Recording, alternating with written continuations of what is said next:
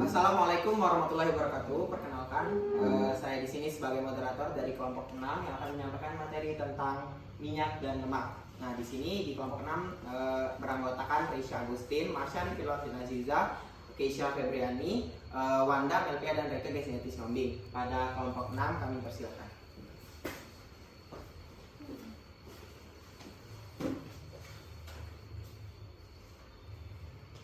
Baiklah, di sini kami ingin mempresentasikan mengenai lipid. Lipid adalah minyak dan lemak yang merupakan salah satu kelompok bahan kimia yang termasuk pada golongan lipid, yaitu senyawa organik yang terdapat di alam serta tidak larut di dalam air. Klasifikasi senyawa lipid ada 5, yaitu 1 asam lemak, 2 trigliserida, 3 fosfolipid, 4 steroid, dan 5 asam nukleat.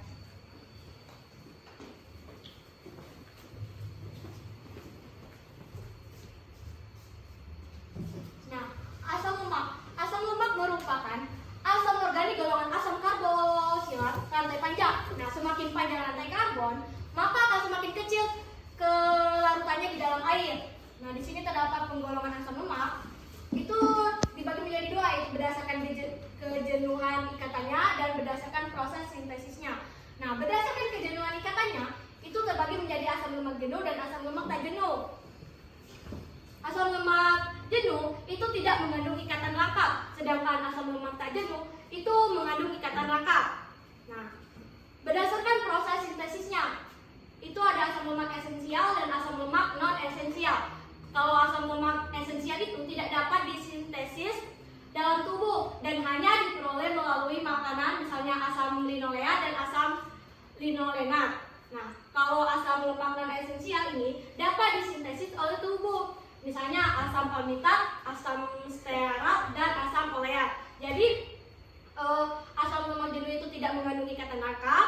Kalau asam lemak tak jenuh itu mengandung ikatan lengkap. Kalau asam lemak esensial itu tidak dapat disintesis dalam tubuh. Dan yang terakhir, asam lemak non esensial itu dapat disintesis oleh tubuh. Nah, asam lemak merupakan komponen lipid yang paling sederhana. Ia pun memiliki rantai hidrokarbon dan gugus karboksil pada salah satu di ujungnya.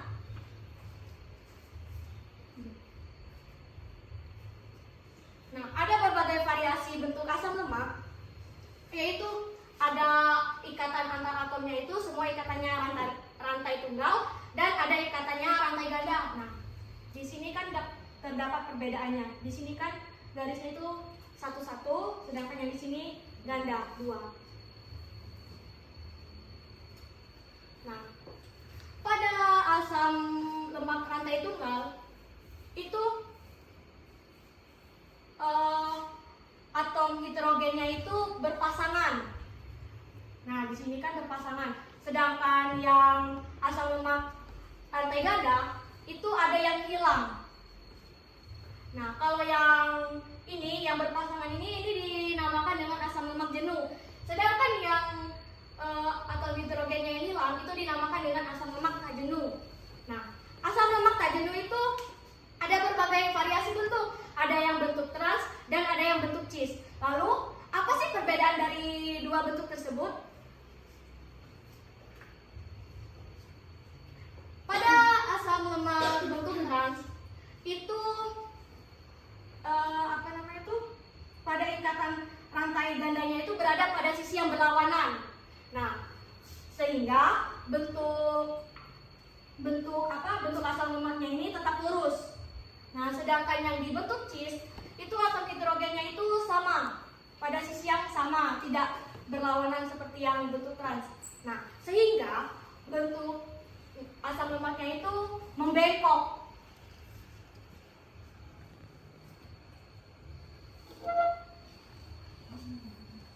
Nah, sampai di sini kita dapat menyimpulkan bahwa asam lemak itu memiliki 3 variasi bentuk, yaitu asam lemak jenuh, asam lemak tak jenuh trans, dan asam lemak tak jenuh cis. Nah, kalau berdasarkan ilmu nutrisi, ini tuh memiliki pengaruh yang berbeda pada tubuh. Kalau asam lemak jenuh itu asam lemak yang jahat. Kalau yang asam lemak tak jenuh trans itu asam lemak yang sangat jahat. Nah, dan yang terakhir asam lemak tak jenuh cis itu asam lemak yang baik.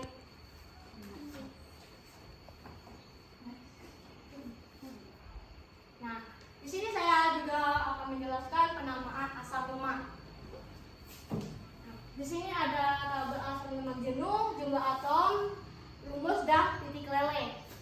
Di sini terdapat dua tabel yang berbeda.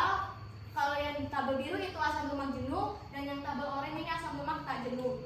Nah, di sini terdapat contoh asam lemak jenuh yaitu asam laurat dengan jumlah atom 12 dengan rumus CH3, CH2, 10 COOH dengan titik lele 43. Sedangkan yang asam lemak tak jenuh itu asam palmitoleat dengan jumlah atom C-nya itu 16 dengan rumus CH3, CH2, 5 CH sama dengan CH, CH2, 7 COOH dengan titik lele 0. Nah, di sini kita dapat menyimpulkan bahwa asam lemak jenuh itu semakin tinggi jumlah atom, maka akan semakin tinggi titik lelenya. Nah, bisa dilihat kan? Sedangkan yang asam lemak tak jenuh itu apa namanya itu?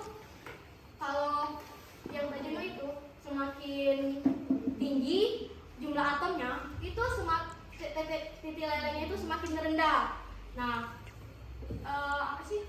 Kalau jumlah atom yang sama, kan ini kan jumlah atomnya yang sama kan, 18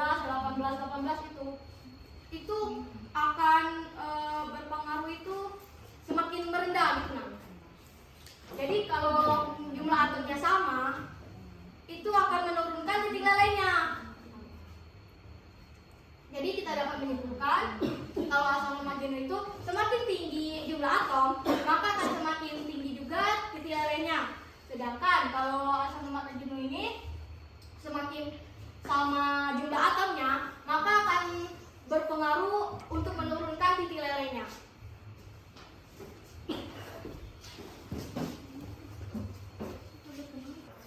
Baiklah, saya akan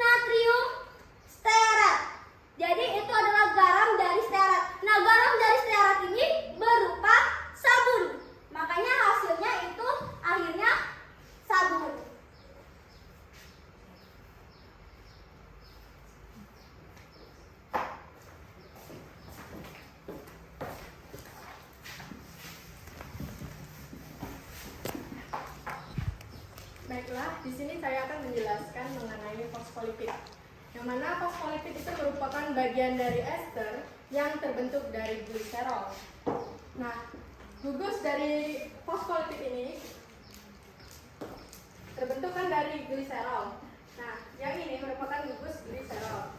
Nah, dua gugus OH-nya itu diganti dengan asam karboksilat, sedangkan satu asam lemaknya diganti oleh gugus fosfat yang mengikat alkohol yang mengandung nitrogen. Nah, yang ini diganti sebagai asam karboksilat.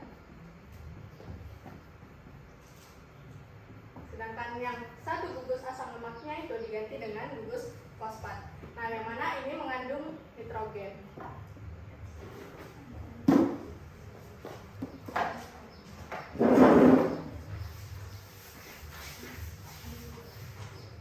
Adapun ciri dari fosfolipid ini sendiri adalah terdiri dari dua lapisan, yaitu lapisan yang hidrofobik yang mana itu di bagian ekor dan hidrofilik di bagian kepala.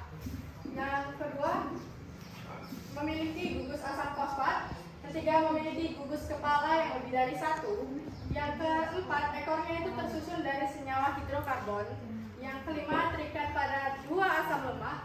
Dan yang keenam, bagian ekor akan saling berhadapan dengan kepala di bagian luar. Nah, fosfolipid ini sendiri itu bersifat amfifilik, yang mana amfifilik itu dalam satu molekul itu terdapat dua sifat, yaitu yang ini di bagian kepala, di kepala ini ekornya. Yang kepala ini bersifat hidrofilik, yang mana hidrofilik itu berarti dia bersifat polar atau bisa larut dalam air. Sedangkan yang bagian ekornya itu bersifat hidrofobik atau anti air. Sehingga yang di bagian ekor ini itu banyak mengandung asam lemak.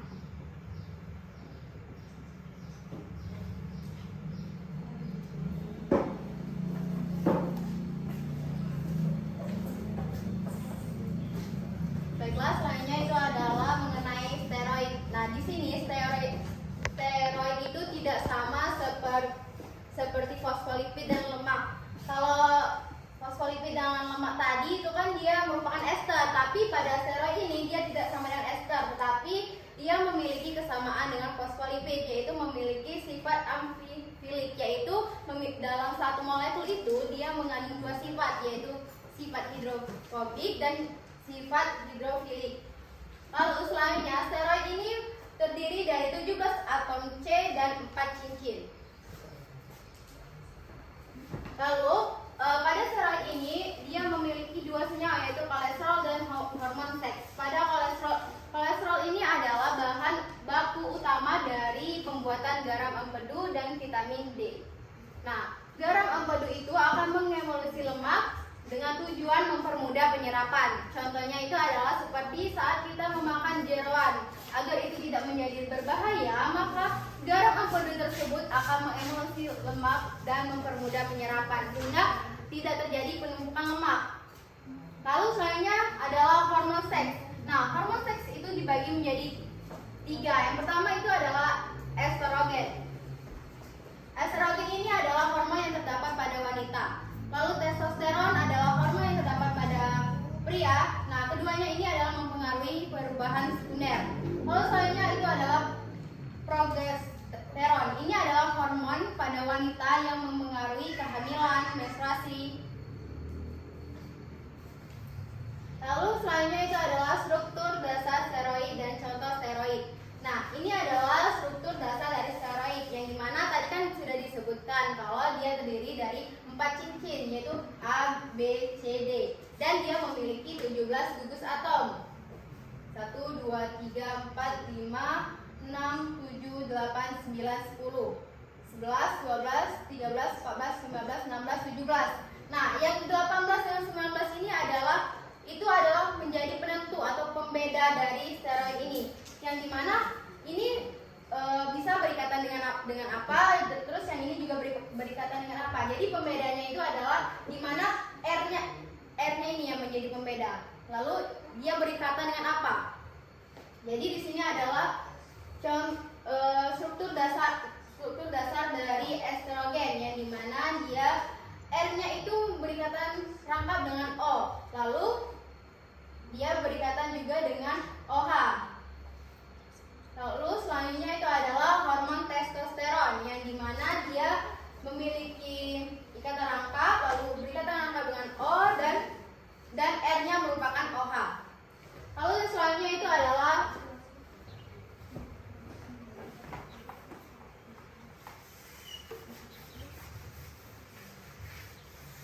yang terakhir itu adalah kolesterol, yang dimana kolesterol ini dia R-nya ini lalu dia berikatan dengan OH, H3C dan H3C.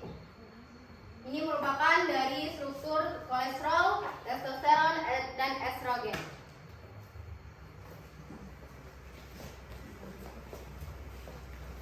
Oke, untuk materi selanjutnya yaitu asam nukleat. Asam nukleat dapat didefinisikan adalah polinukleotida, yaitu polimer yang terdiri dari banyaknya unit nukleotida. Molekul alami yang berupa asam nukleat, contohnya DNA dan RNA. Nukleotida adalah molekul organik yang tersusun dari gugus gula pentosa, basa nitrogen, dan gugus fosfat. Nukleotida ini yang menyusun asam nukleat. Selanjutnya yaitu struktur dasar nukleotida. Nukleotida tadi kan tersusun dari 3 penyusun, yaitu gula pentosa, basa nitrogen, dan gugus fosfat. Gula pentosa nantinya terdapat 2 jenis lagi, yaitu deoksiribosa atau ribosa, dan basa nitrogen juga terdapat 2 jenis, yaitu basa purin dan basa pirimidin. Dan terakhir yaitu gugus fosfat juga terbagi lagi menjadi 3, yaitu mono, di, dan trifosfat. Di sini sudah ada struktur nukleotida. Yang ada di dalam kotak ini yaitu adalah gula pentosa. Kenapa disebut dengan gula pentosa? Karena ada 5 unsur atom C, yaitu 1, 2, 3, dan 4, dan 5. Berarti kan disebut dengan penta, berarti pentosa. Di sini sudah ada basa nitrogen dan gugus fosfat. Gugus fosfat yaitu terdiri dari unsur O dan fosfor. Oke, yang pertama yaitu gula pentosa. Gula pentosa tadi kan terdiri dari 2 jenis pentosa pada nukleotida, yaitu deoksiribosa itu terdapat pada DNA dan ribosa itu terdapat pada RNA. Kenapa deoksiribosa itu terdapat pada DNA?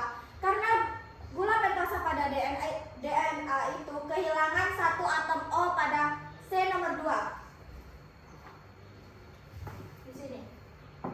Dan disebut deoksi. De itu adalah kehilangan dan oksi itu adalah oksigen, sehingga dinamakan deoksiribosa. Kalau ribosa itu terdapat pada RNA karena di sini itu ada atom O jika ribosa. Jadi untuk membedakan deoksiribosa atau ribosa, kita bisa lihat atom C pada nomor 2 yaitu adakah O atau tidak.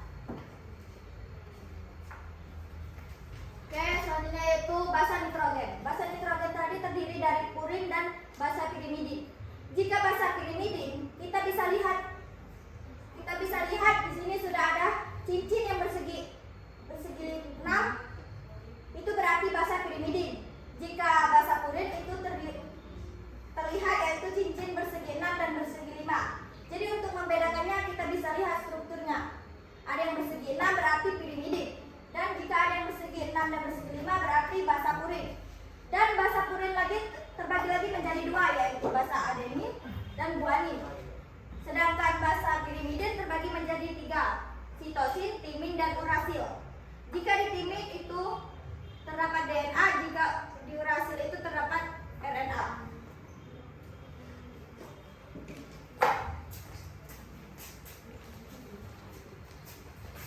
Oke, yang ketiga yaitu gugus fosfat. Gugus fosfat itu satu unsur P atau fosfor. Kemudian kalau P-nya ada 3 itu disebut trifosfat. Kalau 2 itu difosfat dan 1 itu monofosfat.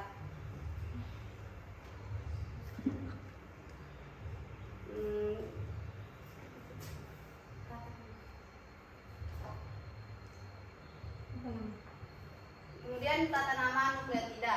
Tata nama nukleotida itu dikenal di sini kita mengenal 2 istilah, yaitu nukleosida dan nukleotida. Kalau nukleotida itu terdapat dua komponen, yaitu gula pentosa dan basa nitrogen. Sedangkan nukleotida itu lengkap dengan gula pentosa, basa nitrogen, dan satu gugus fosfat. Nah, adapun kalau dia komponennya gula pentosa dan basa nitrogen disebut nukleotida. Sedangkan kalau komponennya dimulai dengan gula pentosa dan basa nitrogen dan ada juga gugus fosfat itu disebut nukleotida. Nah, jumlah gugus fosfat pada nukleotida itu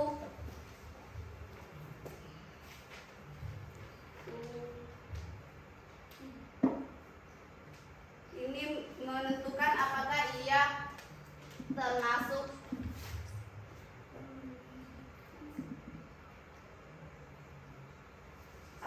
menjadi monofosfat, difosfat, dan trifosfat. Itu kalau misalnya monofosfat itu disebut adenosin monofosfat, kalau difosfat itu adenosin difosfat, dan kalau trifosfat itu adenosin trifosfat.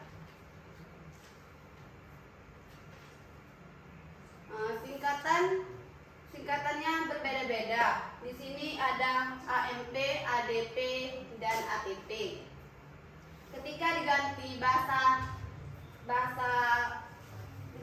nutrigennya juga pasti berubah. Misalnya dari A diganti G, diganti C, dan diganti U. Misalnya menjadi AMP, ADP, dan kalau diganti G itu GMP, GDP, dan juga GTP. Ini adalah gambaran struktur terlengkap dari unit nukleotida. Nah, satu unit nukleotida akan disumbangkan dengan nukleotida yang lainnya. Jadi dalam jumlah yang banyak disumbangkan sehingga akan membentuk semua polimer yang dikenal dengan asam nukleat.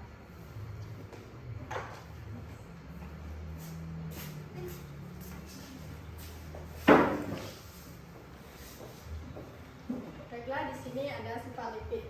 Sifat lipid itu terbagi menjadi dua, yaitu ester trigliserida dan fosfolipid. Yang mana ester trigliserida ini bersifat seperti minyak atau lemak dan bersifat nonpolar. Ada juga yang berwujud padat dan cair dan mengandung banyak asam lemak yang berikatan jenuh. Sedangkan yang fosfolipid itu bersifat dapat mengikat gugus nonpolar sekaligus mengikat gugus polar, sehingga dia sendiri bersifat amfifilik.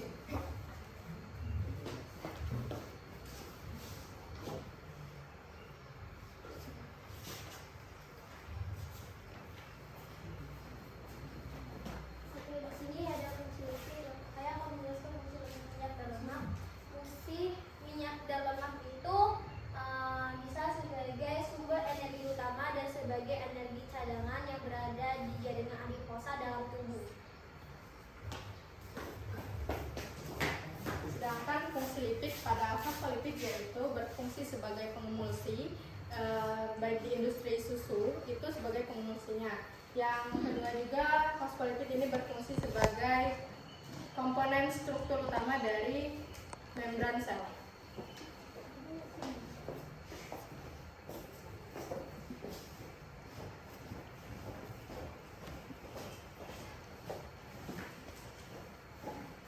Lalu selanjutnya itu adalah steroid, yang dimana senyawa steroid ini memiliki beberapa fungsi, yang salah satunya itu adalah kolesterol, dimana kolesterol ini berfungsi sebagai pengangkut lemak, dan kolesterol itu dia berperan penting dalam pengangkutan lemak. Lalu yang kedua itu adalah hormon seks, yang dimana tadi hormon seks itu terbagi menjadi tiga, yaitu estrogen, testosteron, dan progesteron.